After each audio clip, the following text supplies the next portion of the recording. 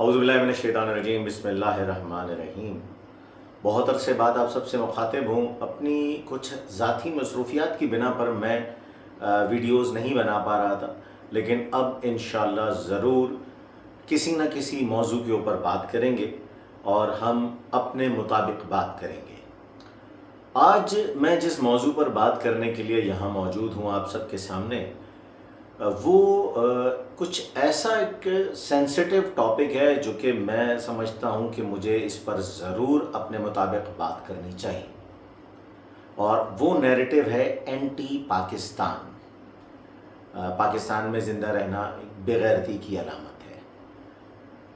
میں آج بات کروں گا ایک 78 سال کے کھلنڈرے لونڈے کے بارے میں، جس کو پاکستان نے لیجنڈ کا خطاب دیا، اور پاکستان نے ان کو ہر چیز، انفیکٹ اگر یہ کہا جائے کہ پاکستان ایسے لوگوں کے لیے جنت ہے تو یہ بھی غلط نہیں ہوگا۔ میں بات کر رہا ہوں انور مقصود صاحب کی، اور اسی موضوع کو آگے لے کے چلیں گے۔ بات کریں گے ڈاکٹر آکاش، جس کا مرڈر ہوا۔ مجھے بہت افسوس ہے کہ ایک جوان قابل ڈاکٹر اس دنیا سے چلا گیا، اس پر بھی بات کریں گے۔ تو پہلے تو بات کرتے ہیں انور مقصود صاحب کے اوپر۔ انور مقصود صاحب کی ایک ویڈیو میری نظر سے گزری، جس میں وہ کہہ رہے ہیں کہ میری عمر غالباً 78 سال ہے اور پاکستان میں 78 سال زندہ رہنا بے غیرتی کی علامت ہے۔ میری عمر 86 برس ہے۔ پاکستان میں 86 برس زندہ رہنا ایک بے غیرتی کی نشانی ہے۔ میرا وطن پاکستان نمک پیدا کرنے والے ملکوں میں دنیا پہ دوسرے نمبر پہ آتا ہے، لیکن نمک حرام پیدا کرنے والوں میں نمبر 1 ہے۔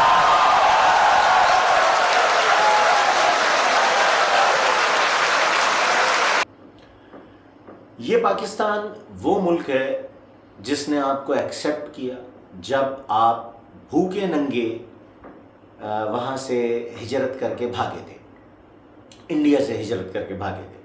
بھوکے ننگے کا لفظ اس لیے استعمال کر رہا ہوں کہ انور مقصود صاحب، آپ اپنے کئی انٹرویوز میں یہ بتا چکے ہیں کہ جب ہم پاکستان آئے تو میں چھوٹا تھا، میرے پاس پہننے کے لیے کپڑے نہیں تھے، میں کوئلے سے سڑک کے اوپر پینٹنگ بنایا کرتا تھا، اور آج آپ کی پینٹنگ تحفتاً یا لاکھوں روپے میں لوگ خرید بھی لیتے ہیں، اور جن کو آپ تحفتاً دیتے ہیں وہ بھی، میرے جاننے والے بھی ایسے ہیں جو بڑے فخر سے آپ کی پینٹنگز لگاتے ہیں کہ یہ انور مقصود صاحب کی دی ہوئی ہے۔ انور مقصود صاحب کا یہ کہنا کہ 78 سال پاکستان میں زندہ رہنا ایک بے غیرتی کی علامت ہے۔ پاکستان، میں نے جب سے آنکھ کھولی ہے اور میں نے جب سے ہوش سنبھالا ہے، میں انور مقصود صاحب کے یہ 12.5 اگست، 13.5 اگست، 14.5 اگست، اس سے وہ باہر نہیں نکل پاتے۔ ان کے ساتھ کچھ مسئلے ہیں جو ان کی جو اگست ہے وہ اس سے باہر نہیں نکل رہے۔ پاکستان نے آپ کو تمغہ امتیاز کیا، ستارہ امتیاز کا، پرائڈ آف پرفارمنس کیا۔ آپ کے جیسے لیول کے جو سو کالڈ انٹلیکچوئلز ہیں نا، جو ادیب اپنے آپ کو کہلاتے ہیں، انڈیا میں جھاڑو مارتے ہیں۔ اگر آپ انڈیا میں ہوتے نا تو آپ کی وہاں پر کوئی اوقات نہیں ہوتی۔ آج آپ یہاں پاکستان میں ڈیفنس میں 1000 گز کے، 500 گز کے بنگلوں میں رہ رہے ہیں، مزے کر رہے ہیں۔ وہ ریاست پاکستان جس نے آپ کو ہر چیز سے نوازا، آپ کو عزت دی، تو ایٹ لیسٹ آپ کم سے کم اسے عزت تو دیجئے۔ آپ کو پاکستان عزت دے رہا ہے، آپ کہہ رہے ہیں کہ جی پاکستان میں زندہ رہنا بے غیرتی ہے۔ آپ کہہ رہے ہیں کہ آپ کو اس بات پر بھی کسی نے کوئی آپ پر آبجیکشن نہیں کیا کہ آپ ایک اسلامی ملک میں رہتے ہوئے مسلمان آدمی، آپ کا اپنا فیل ہے، آپ شراب پئیں نہ پئیں وہ آپ کا اپنا میٹر ہے۔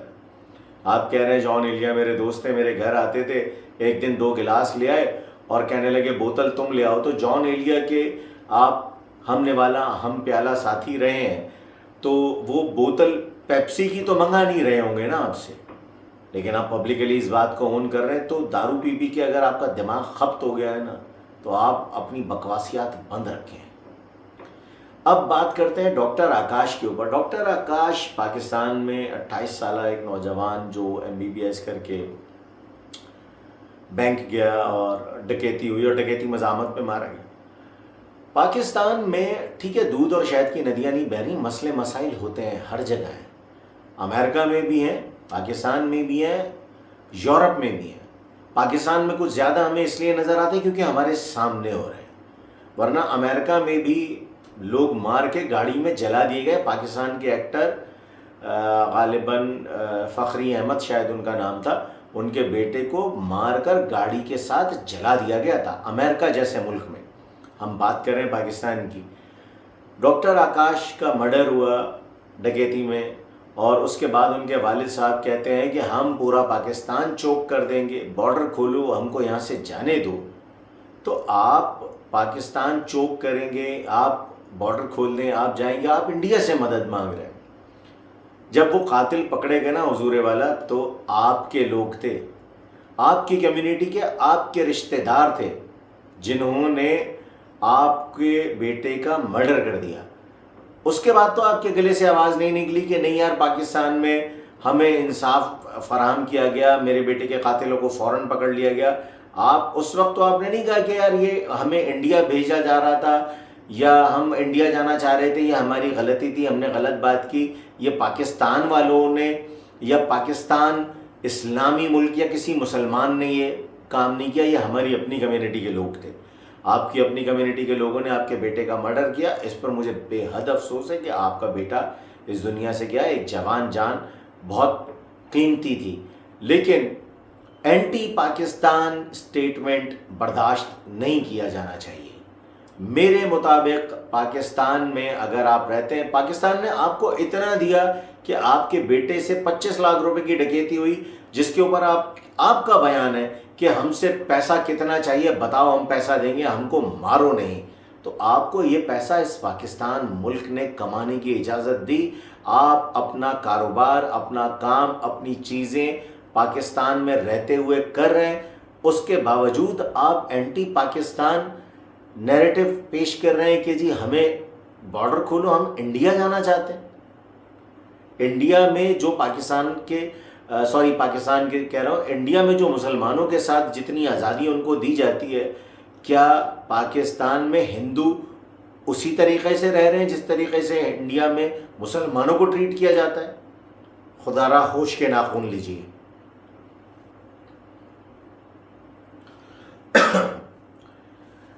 اب تک کے لیے بس اتنا ہی، انشاءاللہ زندگی بخیر کسی اگلے موضوع کے ساتھ دوبارہ آپ کی خدمت میں حاضر ہوں گا۔